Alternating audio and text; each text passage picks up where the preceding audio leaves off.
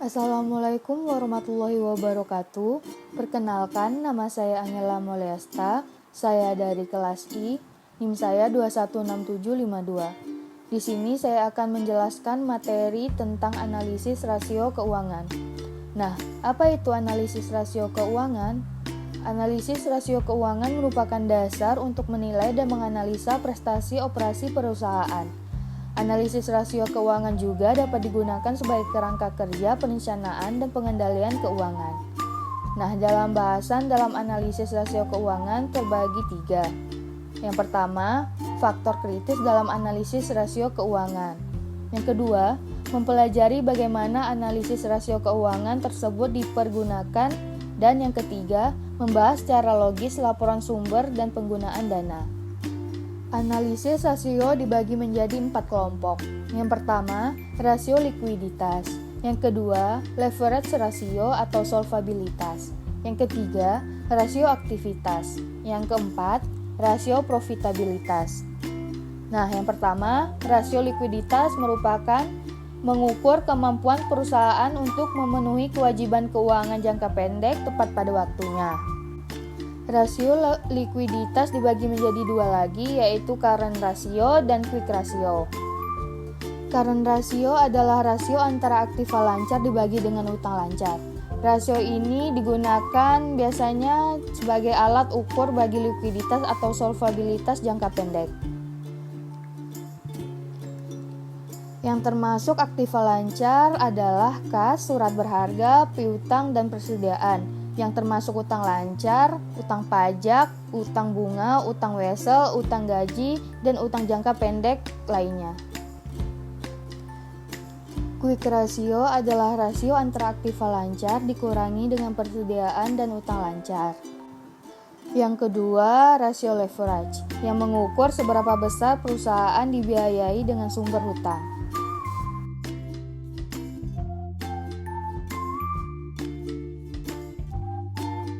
Tiga, rasio aktivitas, mengukur sejauh mana efektivitas perusahaan dalam menggunakan sumber dayanya. Yang termasuk dalam rasio aktivitas adalah yang pertama, perputaran persediaan. Yang kedua, rata-rata periode pengumpulan piutang.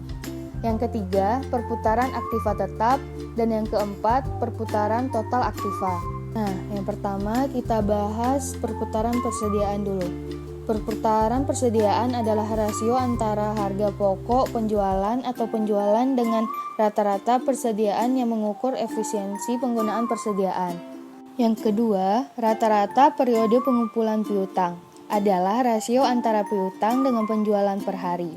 Rasio ini mengukur efisiensi dalam pengumpulan piutang perusahaan dengan membandingkan persyaratan penjualan yang telah ditentukan.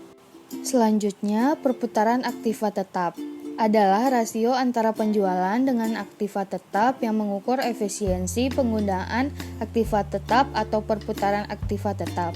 Rasio yang rendah menunjukkan adanya idle capacity penggunaan aktiva. Rasio yang terakhir adalah rasio profitabilitas. Rasio ini mengukur efektivitas manajemen secara keseluruhan yang ditunjukkan oleh besar kecilnya tingkat keuntungan yang diperoleh dalam hubungannya dengan penjualan maupun investasi. Yang termasuk rasio profitabilitas adalah yang pertama, gross profit margin, yang kedua, net profit margin, yang ketiga, return on investment, yang keempat, return on equity. Jadi kesimpulannya, yang pertama, rasio likuiditas terbagi menjadi 3, yaitu current ratio, quick ratio, dan cash ratio. Yang kedua, leverage ratio terbagi menjadi 5, yaitu debt total asset, debt to equity ratio, times interest earned. Yang keempat, fixed charge coverage, dan yang kelima, cash flow coverage. Yang ketiga, rasio aktivitas terbagi menjadi 4. Yang pertama, perputaran persediaan. Yang kedua, rata-rata periode pengumpulan piutang. Yang ketiga, perputaran aktiva tetap. Dan keempat, perputaran total aset. Yang keempat, rasio profitabilitas terbagi menjadi 4, yaitu gross profit margin, net profit margin, return on investment, dan yang keempat, return on equity.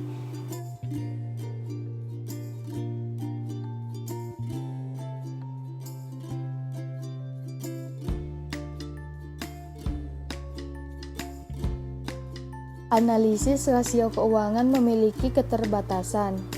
Yang pertama, perbedaan metode akuntansi yang dipakai untuk menyusun laporan keuangan. Yang kedua, penjualan perusahaan yang bersifat musiman.